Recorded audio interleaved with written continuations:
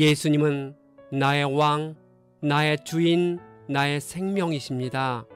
하나님 아버지, 우시야 왕이 통치 초기에는 여호와 보시기에 정직하게 행동하여 칭찬받는 모습을 봅니다.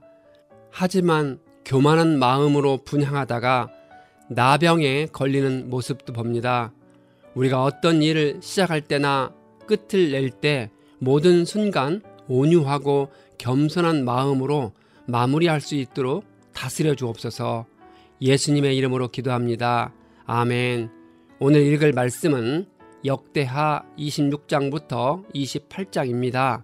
이 말씀의 핵심은 첫째, 우시야가 여호와 보시기에 정직하게 다스리기 시작했습니다. 둘째, 우시야가 교만해져서 분향하려다가 나병에 걸렸습니다. 셋째, 북왕국 이스라엘의 사마리아를 무대로 활동한 선지자 오뎃이 북이스라엘 군사들을 책망했습니다. 26장, 유다 온 백성은 아마샤를 이어 16세 된 우시야를 왕으로 삼았습니다. 우시야는 엘랏을 재건하여 유다에 귀속시켰습니다. 그는 예루살렘에서 52년 동안 다스렸습니다. 우시야는 주님 보시기에 올바른 일을 하였습니다. 그는 스가랴의 가르침을 받고 그가 살아있는 동안에는 하나님을 경외하며 주님의 뜻을 찾았습니다. 이때의 스가랴는 우시야 왕의 영적인 인도자였습니다. 그는 마치 요아스의 어린 시절의 대제사장 여호야다와 같은 존재였습니다. 성경에서 스가랴라는 이름은 아주 흔한 이름으로 무려 30명의 동명이인이 있습니다. 그중 스가랴서를 쓴 스가랴 선지자는 우시야 시대의 선지자보다 200년 후의 인물입니다. 우시야는 하나님의 도움을 받아서 블레 사람과 아라비아 사람과 마온 사람을 쳤습니다. 암몬 사람이 우시야에게 조공을 바쳤습니다. 우시야가 매우 강하게 되었으므로 그의 이름이 이집트 땅까지 퍼졌습니다. 우시야는 예루살렘의 성 모퉁이 문과 골짜기 문과 성 굽이 세 곳에 망대를 세우고 그곳을 요새로 만들었습니다. 망대는 다양한 용도로 사용되었고 농부들은 곡물과 농기구 등의 저장고로 사용하였습니다. 우시야는 여러 곳에 농구를 배치하고 시설을 마련했습니다. 우시야에게는 언제든지 나아가 싸울 수 있는 큰 규모의 군대가 있었습니다. 그에게는 30만 7,500명의 군인들이 있었습니다. 우시야는 예루살렘에 있는 무기 제조 기술자들에게 새로운 무기를 만들게 했습니다. 그의 명성이 사방에 퍼졌고 하나님께서 그를 도우셨으므로 그는 매우 강한 왕이 되었습니다. 우시야 왕은 힘이 세어지면서 교만하게 되더니 자신만만하게 왕의 권위로 모든 것을 할 수 있다고 생각한 듯 합니다. 우시야 왕은 하나님에 의해 성별된 제사장의 직무까지도 자신이 주관할 수 있다고 판단하여 하나님께 죄를 짓게 되었습니다. 아사랴 제사장이 용감하고 힘센 주님의 제사장 80명을 데리고 왕의 뒤를 따라 들어가면서 말렸습니다. 아사랴 제사장은 주님께 분향하는 일은 왕이 할 일이 아니라 했습니다. 분향하는 일은 오직 아론의 혈통을 이어받은 제사장들만이 할 수 있는 일이라 했습니다. 이제 왕은 하나님께 높임을 받지 못할 것이라 경고했습니다. 우시야는 성전 안에 서서 막 분향하려다가 이 말을 듣고 화를 냈습니다. 그가 제사장들에게 화를 낼 때 그의 이마에 나병이 생겼습니다. 아사랴 대제사장과 다른 제사장들이 그의 이마에 나병이 생긴 것을 확인하고 그를 곧 그곳에서 쫓아냈습니다. 우시야는 죽는 날까지 나병을 앓았습니다. 주님의 성전을 출입하는 것도 허용되지 않았으므로 그는 별궁에 격리되어 여생을 보냈습니다. 왕자 요담이 왕실을 관리하며 나라의 백성을 다스렸습니다.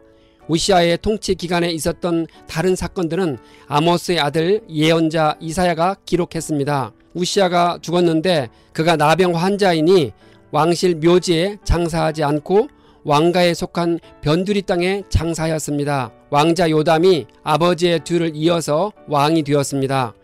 27장, 요담이 25세의 왕이 되어 예루살렘에서 16년 동안 다스렸습니다. 그는 아버지 우시야가 한 것을 그대로 본받아서 주님께서 보시기에 올바른 일을 하였으나 주님의 성전에는 들어가지 않았습니다. 제사장 고유의 직무를 침범하거나 제사장만이 들어갈 수 있는 지역을 범하는 일이 아니라면 왕도 얼마든지 성전에 들어갈 수 있었습니다. 요담은 아버지 우시아가 나병에 걸린 것을 알고 있었기 때문에 극도로 조심한 것 같습니다. 그러나 백성은 계속하여 악한 일을 저질렀습니다. 요담은 주님의 성전의 북쪽 문을 만들어 세웠고 오벨 성벽도 더 연장하여 쌓았습니다. 유다의 산간 지방에는 성읍들을 건축하고 살림 지역에는 요새를 만들고 망대를 세웠습니다. 그는 암몬 자손과 싸워서 이겼으며 그들에게 계속해서 조공을 받았습니다. 요담은 하나님 앞에서 바른 길을 걸으며 살았으므로 점점 강해졌습니다. 요담이 죽어서 그의 조상과 함께 잠드니 사람들이 그를 다윗성에 장사하였고 그의 아들 아하스가 왕이 되었습니다. 28장 아하스가 20세의 왕이 되어 예루살렘에서 16년 동안 다스렸습니다. 그러나 그는 주님이 보시기에 다윗이 한 대로 바르게 하지 않았습니다. 오히려 그는 이스라엘의 왕들이 걸어간 길을 걸어갔고 심지어 바알 신상들을 부어 만들기까지 하였습니다. 흰놈의 아들 골짜기에서 분향을 하고 자기 아들들을 불에 태워 제물로 바쳤습니다. 하나님은 그를 아람 왕의 손에 넘기시니 아람 왕이 그의 군대를 많이 사로잡아 다메섹으로 끌고 갔습니다. 또 주님께서 이스라엘 왕의 손에 넘기시니 그가 공격하여 많은 사람을 죽였습니다. 이스라엘의 르말리아의 아들 베가 왕이 유다에서 하루 동안에 12만 명이나 죽였습니다.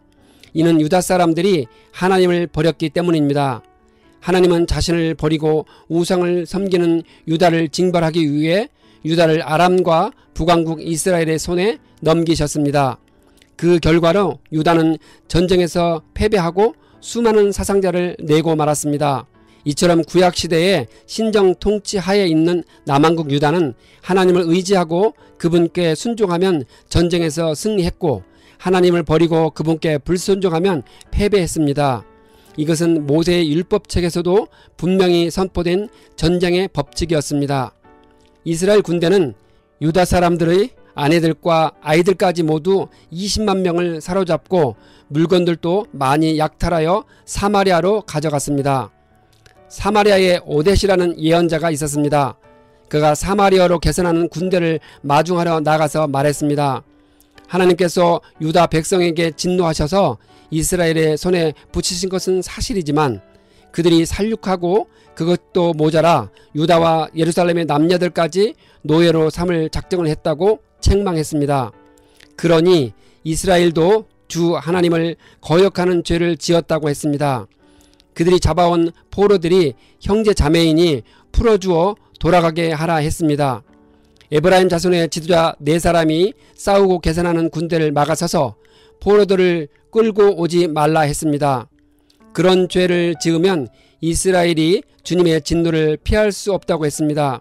무장한 군인들이 이 말을 듣고 포로와 전리품을 백성과 지도자들에게 넘겼습니다. 사람들이 4명의 지도자들에게 포로를 돌보아 주도록 임무를 맡겼습니다. 그들이 전리품을 풀어서 헐벗은 이들을 입히고 맨발로 걸어온 이들에게 신을 신기고 먹을 것과 마실 것을 가져다 주고 상처를 입은 사람들을 치료하여 주고 환자들은 나귀에 태워 모두 종려나무 성 여리고로 데리고 가서 그들의 친척에게 넘겨주고 사마리아로 되돌아왔습니다. 여리고는 지중해보다 820피트 낮은 위치에 있는 아열대성 기후를 띤 성읍으로 종려나무가 우거졌습니다. 그래서 종려나무 성이라는 별칭이 붙게 되었습니다. 유다 왕 아하스가 아시리아 왕에게 도움을 청한 일이 있었습니다. 에돔 사람이 공격해 왔고 블레셋 사람도 유다를 침략해 와서 마을들을 점령하고 거기에 정착하였기 때문입니다. 이스라엘 왕 아하스가 백성을 부추기어 주님께 크게 범죄하였으므로 주님께서 유다를 낮추셨다고 합니다. 아하스는 유다의 왕인데 역대하 저자는 자주 남왕국 유다를 이스라엘이라고 칭하고 있습니다. 아시리아 디글랏빌레셀 왕이 오기는 왔으나 아하스를 돕기는커녕 도리어 그를 쳐서 공경에 빠뜨렸습니다.